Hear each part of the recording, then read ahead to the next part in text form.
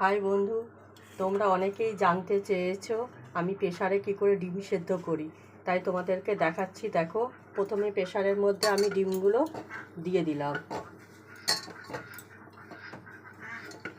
আমি এখানে 8 পিস ডিম নিয়েছি। এবার তারপরে এই বাটি মেপে জল 2 বাটি জল দেবো। খুব বেশি পরিমাণে জল দিতে হয় না, 2 বাটি দিলেই হবে। তারপরে এর মধ্যে অল্প পরিমাণে একটু লবণ দিতে হবে আর সামান্য একটু তেল দিতে হবে। ব্যাস, এরপরে প্রেসারটা আটকিয়ে আমি একটা সিটি মারব, তারপরে তোমাদেরকে আবার দেখাচ্ছি।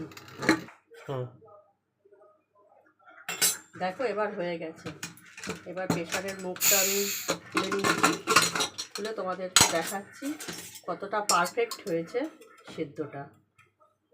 এবার ঠান্ডা জলের মধ্যে রাখছি, না তো এটা ছাড়াতে অসুবিধে হবে, গরম আছে।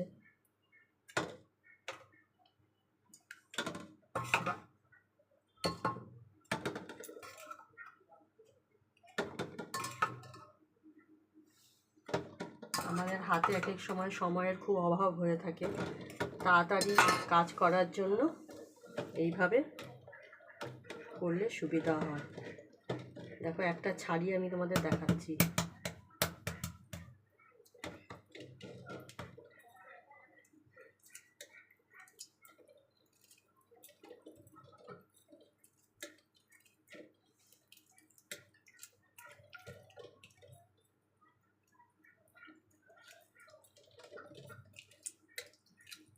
দেখো কতটা সফট হয়েছে। আমার সময়ও কম লেগেছে।